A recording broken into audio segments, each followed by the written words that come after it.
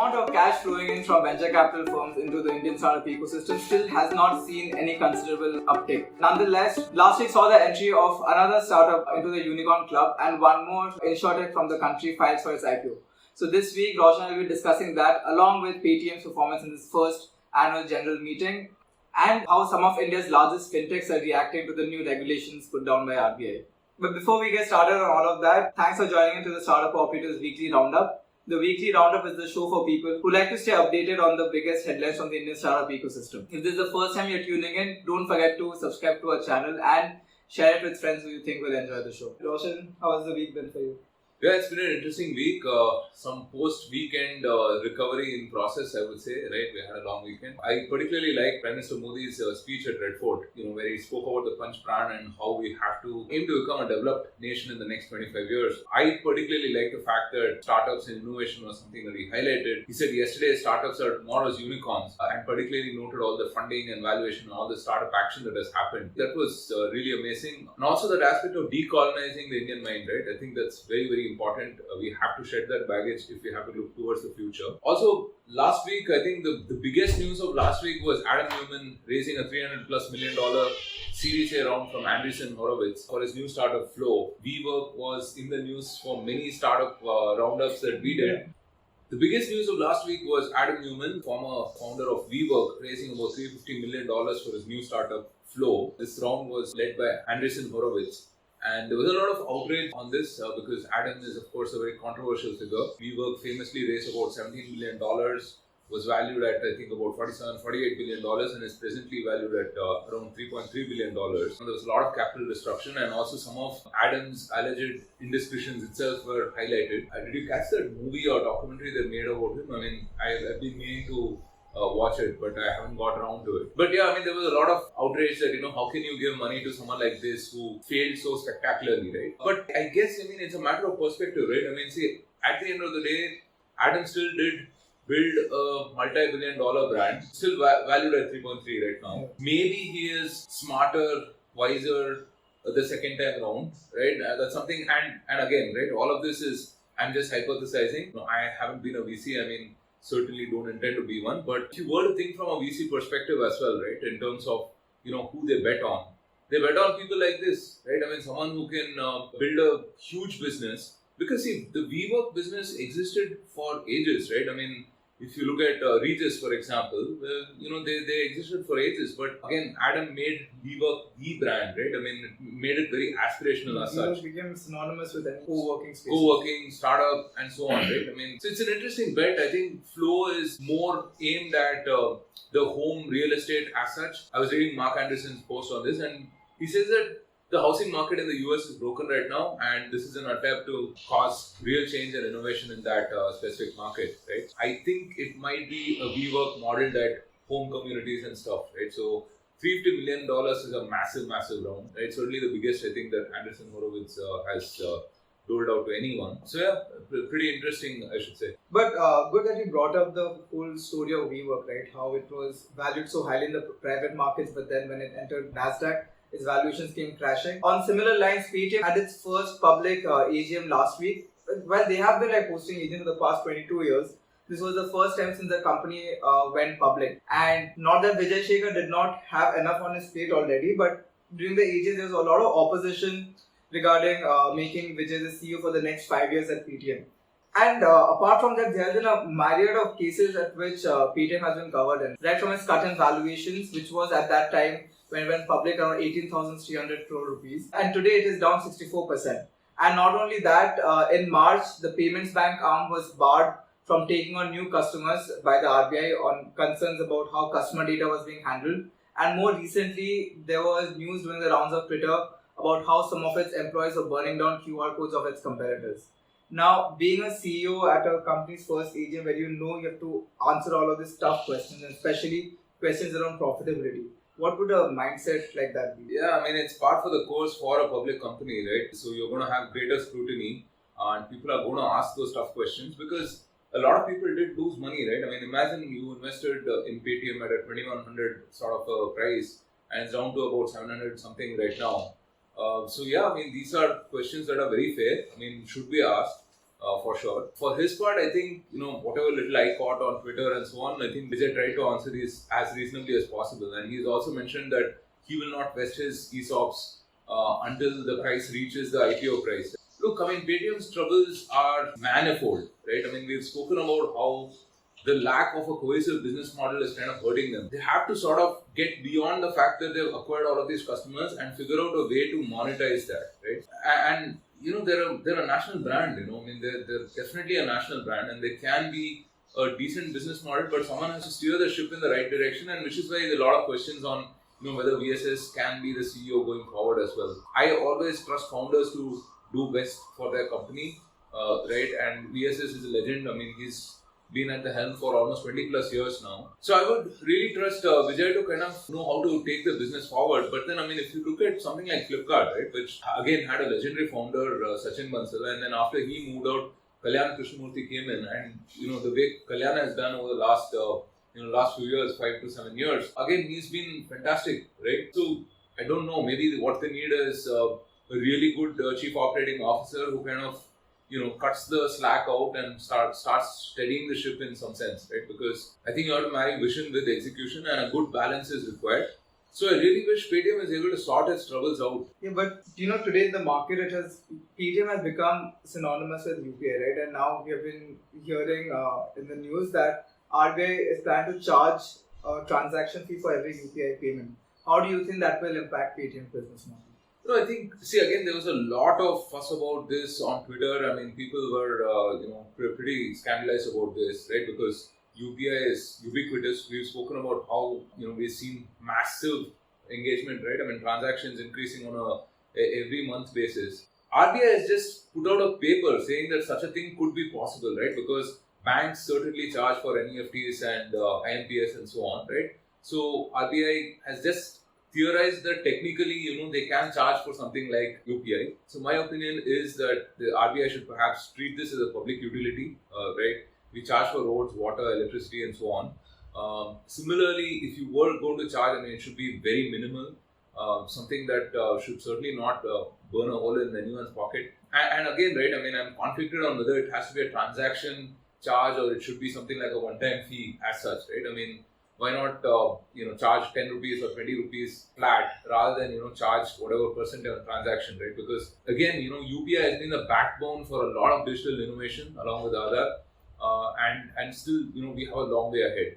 We really have a long way ahead, and so I hope that I mean, this was just a theoretical assertion and doesn't see any real policy movement as well. Not only UPI, but even a lot of BNPL fintechs in the country are facing some issues considering the new guidelines which RBI has put out. SBM Bank has sent a notice to Slice, Uni and LazyPay on the halt right after the RBI released its first set of guidelines on digital lending. Central Bank barred non-bank fintech players from loading their prepaid payment instruments or PPIs with credit lines. The guidelines on digital lending notes that all loans, disbursals and repayments should be executed between the bank accounts of the borrower and the regulated entity without passing through a pool of account or any third party.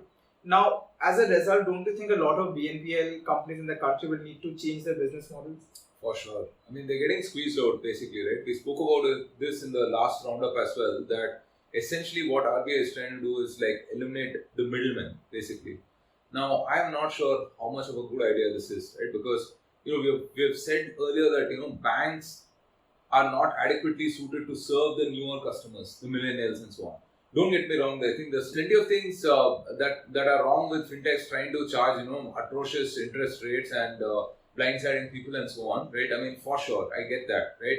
But I think the way to address that is through meaningful regulation on that front, rather than trying to eliminate these fintechs in itself, right? Because an SBM Bank or an HDFC even, right, will not be able to give that kind of customer experience that, let's say, a Slice or Uni or the others can deliver, right? I mean, I'm an ICICI Bank customer and I'm a Uni customer myself, right? The difference between both these experiences are really crazy, right? I mean, my ICICI Bank net banking has not been working for 4+ weeks now, and I've logged in a complaint and whatnot.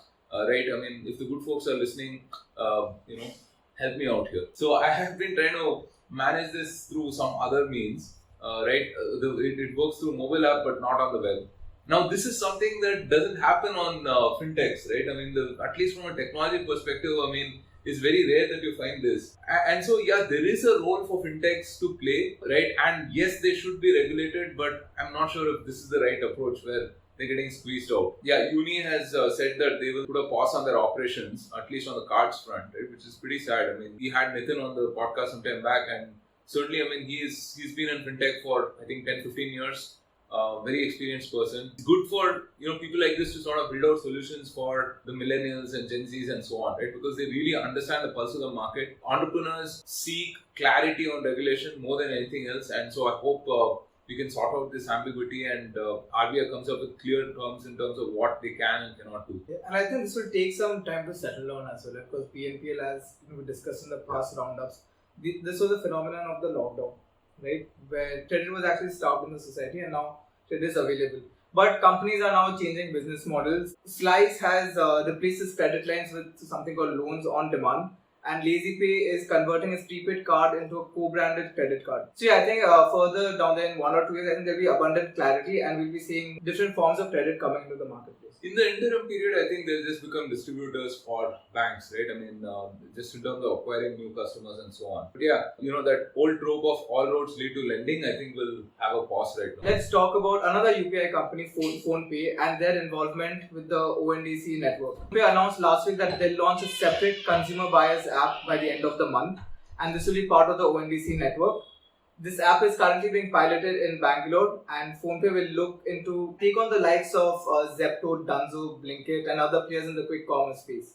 Now, Paytm might as well prove to be the biggest competitor, as Vijay Shekhar Sharma's platform is looking to act as a buyer's app itself via its subsidiary Paytm Mall. But most importantly, this opportunity is larger than payments, but is also a risky value proposition because nowhere in the world has any government or industry aggregated so many aspects of a fulfillment, logistics, inventory, right to manage the seller and buyer platforms. So do you think payment companies today will evolve to become e-commerce companies of tomorrow? Yeah. So people have been saying that the ONDC will benefit the payment companies more than anyone else, right? And there is some merit in that argument because they are anyway facilitating the transaction and they have these customers, and now they can bring suppliers from various parts of the country on different networks for this consumer base that they have, right? And PhonePe has been like the crown jewel in Flipkart's possession because they acquired PhonePe for about 20 million or so. It was valued at about $5.5 billion in 2016-2017. It was spun off as a different entity, and now I think they're seeking funds at a valuation of around $10 billion. This is kind of insane, right? Again, we mentioned Kalyan Krishnamurthy. This is one of his master strokes again. Definitely interesting times ahead. But I think the winner in this entire ONDC space, especially among payment providers, is to what sort of an ecosystem they build for the merchants they onboard. Right, like we have seen how Paytm does it with when Paytm tried creating the whole super app experience. I would say they were just too early to make something like that. What PhonePe is doing right now, they have spinned off this application for ONDC as a separate app altogether, keeping the clutter away from the consumer app. See, it's also easier for something like a payment provider to do this, right, rather than an e-commerce provider, because the e-commerce experience is like bringing people together on a platform, buyers, sellers, all of that. Right now, as a payment provider, I mean, you don't have an e-commerce app. You can just build an e-commerce app, right, with this new network and facilitate it, right? So you don't have that legacy as such. I mean, of course, all said and done, you can do plenty of things on PhonePe, right, including like all these services and stuff, right, paying your bills and recharge and all of that other stuff as well. They do have some elements of e-commerce, but arguably they don't have as much baggage as, let's say, a Flipkart or an Amazon will. But let's compare this with the food aggregation space. So that also is again another form of e-commerce. Like how we have been seeing with Olas and Ubers, with the unavailability of cabs and all. A lot of restaurant partners for Zomato and Swiggy are also raising their voice and saying how they are being overcharged commissions. So we are seeing a shift within the food aggregation space as well with players like Thrive and DotPay, which are helping restaurant partners set up their own websites and everything, and also managing delivery logistics by partnering with companies like Shadowfax and the like. Do you think with the whole chatter around how much this aggregator business are charging, end users and merchants, do you think there'll be a food aggregation will see a D2C kind of a movement? No, see, ONDC is going to disrupt these folks as well, right? I mean, which is also why, I mean, people are kind of waiting and watching on the Zomato stock as well, right? I think it's definitely going to get transformed for sure. See, there are 2-3 things at play, right? So one is that all the food aggregation platforms like Zomato, Swiggy, etc. I mean, it's a known fact right now that they jack up prices, right? And again, I mean, some of this stuff is borderline legal, illegal types, right? I mean, when you have a maximum retail price, MRP, for certain products, you can't really add over and above that.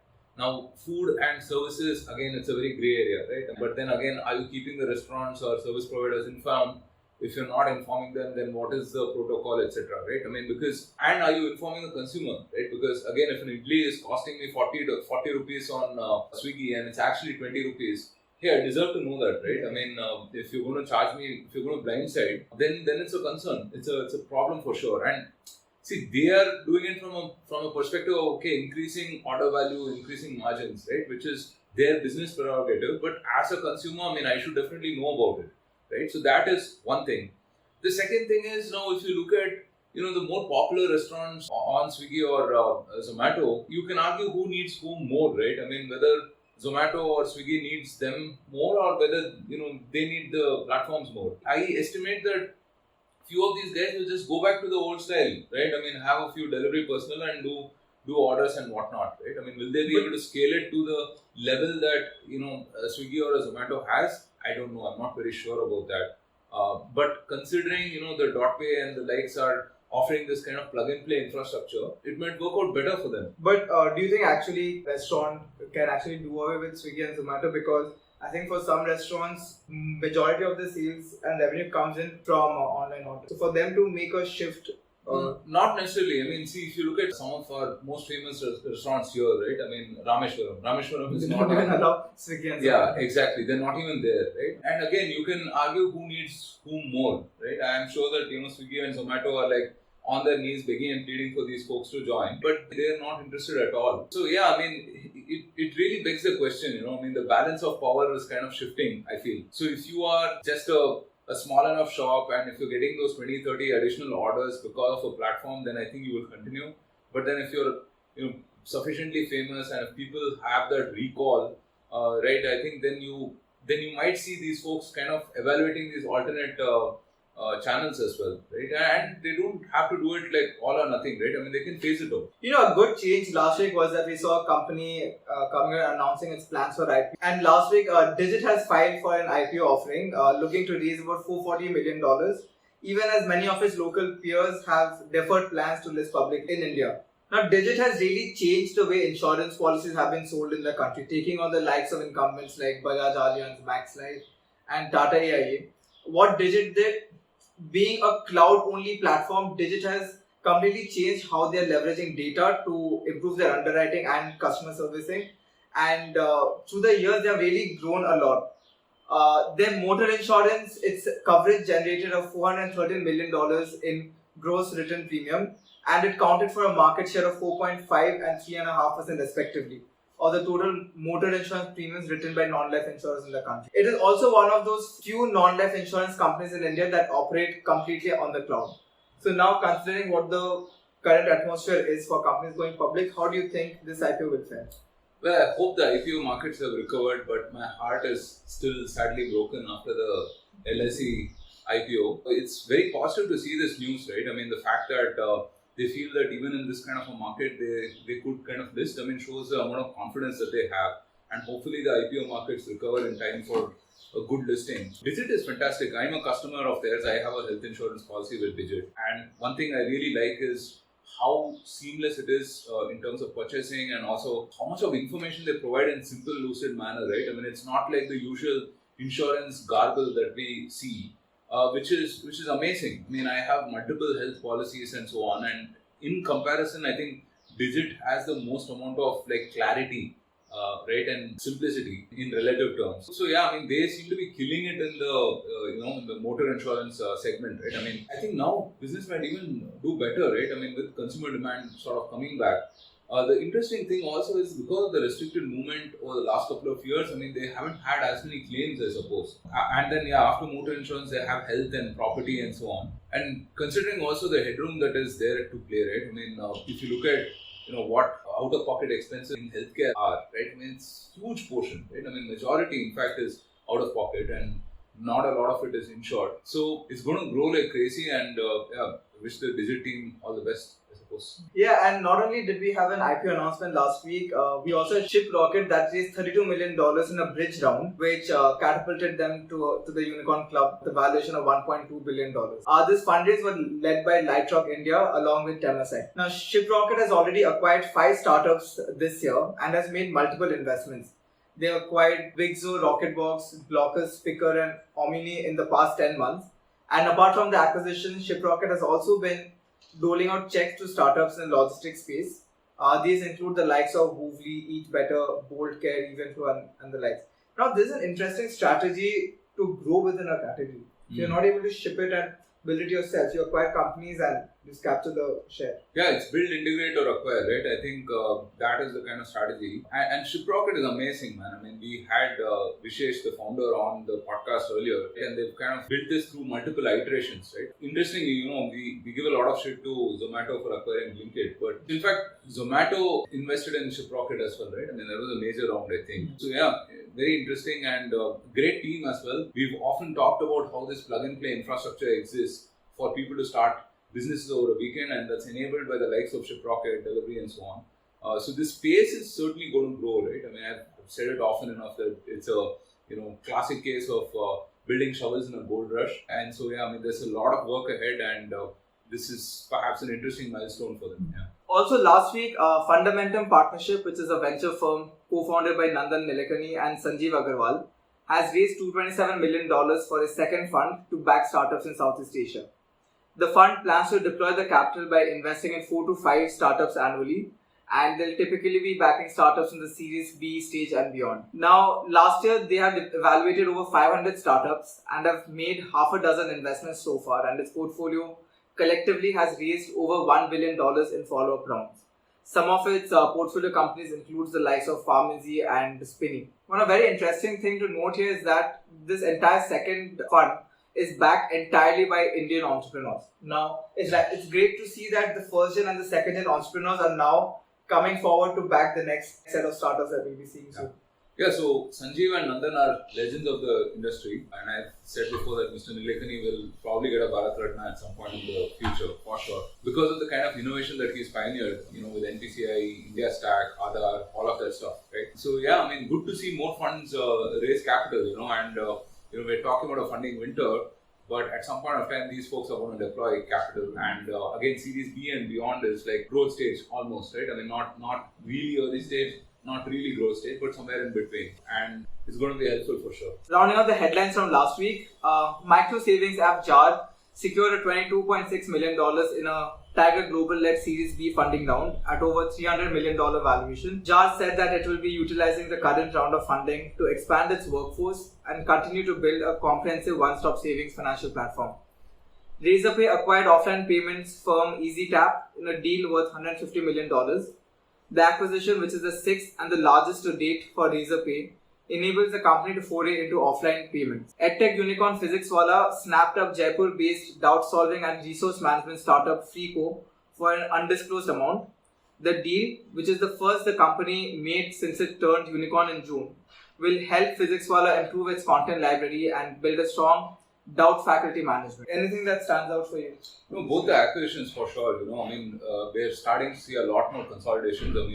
Every week we talk about some kind of acquisition or the other, right? I mean, wasn't the case in 2021. Yeah. I mean, when we talked about fundraisers as much. So EasyTap and Razorpay, I think, is a very symbiotic relationship. EasyTap owns all of these POS machines and whatnot, right? And given that Razorpay is key payment provider, it makes complete sense to sort of integrate both these offerings, right, and build on their merchant services as well. Yeah, and with all that is happening on the edtech front, I think you will see a lot more larger edtechs, like we've spoken about Upgrad earlier, and now PhysicsWallah acquire some of these other folks to sort of integrate them into their offerings, right? So yeah, all in all, I think quite interesting. Also, in a recent interview with CNBC, Sunil Bharti Mittal really spoke about how convenient and easy it is nowadays to do business in India. He says, quote unquote, yesterday Airtel paid rupees 8,000 crore rupees towards the spectrum dues and was provided the allocation letter for the designated frequency bands within the hour. E-band allocation was given along with spectrum as promised. No fuss, no follow-up, no running around the corridors, and no tall claims. This is the ease of doing business at work in its full glory. In my over 30 years of first-hand experience with DOT, this is the first. Massive. Yeah, that's a massive validation of the kind of work that the government is doing, really. We're far from perfect. I think there's a lot of babudam involved. There's a lot of regulation, needless regulation, I would say. And there's a lot of catching up on the policy front. But this was amazing, right? Because, I don't know, few folks might remember the 2G scam that happened some time back, and all the technicalities around that in terms of, who was paid, how it was paid. And incidentally, during that time, you had companies like Etisalat and so on bid for the spectrum, right? I mean, versus if you look at the 5G spectrum that happened recently, it was all Indian companies, right? It was Jio and Airtel and the likes bidding for the spectrum, right? So this is amazing because not too long ago, I mean, if you had to build a plant in India or if you had to do any of these things, you had to budget a certain amount of money for, to grease the wheels and whatnot, right? According to all indicators, at least the top level corruption at the highest levels is very, very low, right? I mean, it's almost nil right now, right? And folks like Mr. Mittal talking about it is a huge validation. Alright, so let's move on to some of the conversations which are lined up for this week. I believe we'll be talking with Sridhar of GTM Buddy. Yeah. Sridhar is a very experienced entrepreneur, serial entrepreneur in SaaS. I mean, he's built Post Analytics earlier. Also was a co-founder of Gainsight, right, which is a big company. And now his third attempt is GTM Buddy, which is a product that we use at Waymo. And I've had a good experience using that product, very intuitive as well.